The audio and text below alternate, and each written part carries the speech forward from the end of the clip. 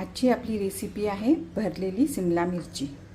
यासाठी लागणारं साहित्य आहे, ह्या सिमला मिरच्या घेतलेल्या आहेत मी 2, स्मॅश केलेला बटाटा, स्टफिंगसाठी हिरवे मटार, बारीक चिरलेला कांदा, कोथिंबीर, हे लसूण, अद्रक, हिरवी मिरची आणि कढीपत्ता याचं वाटण आहे।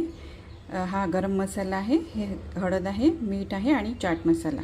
हे बघा, तुम्ही बघू शकता मी सिमला मिरचीला वरून थोडं कट करून आणि त्याच्या आतमधला भाग काढून घेतलेला आहे, त्याच्या बिया सुद्धा काढून घेतलेल्या आहेत।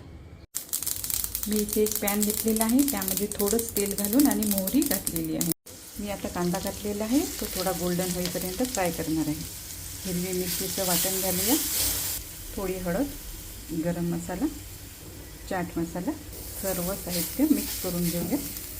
मटरसुद्धा घातलेले आहेत मी। आपण हा स्मॅश केलेला बटाटा घालूया, चवीनुसार मीठ। आता आपण हे सर्व छान मिक्स करून घेऊया।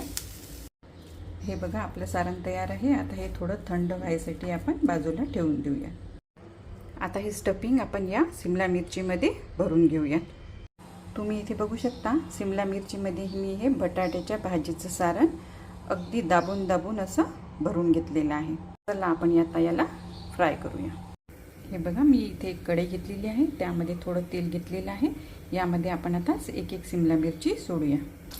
हे बघा, अशा प्रकारे मी दोन्हीही मिरच्या यामध्ये टाकलेल्या आहेत। आता खालून थोडं ब्राऊन होईपर्यंत आपण याला होऊ देऊया, वरून झाकून ठेवूया। हे बघा, तुम्ही बघू शकता आपली सिमला मिरची सर्व साईडनी छान झालेली आहे। तर अशा प्रकारे भरलेली सिमला मिरची आपली रेडी आहे। तुम्हाला ही माझी डिश कशी वाटली त्यासाठी तुम्ही मला लाईक करा आणि माझ्या चॅनलला नक्की सबस्क्राईब करा।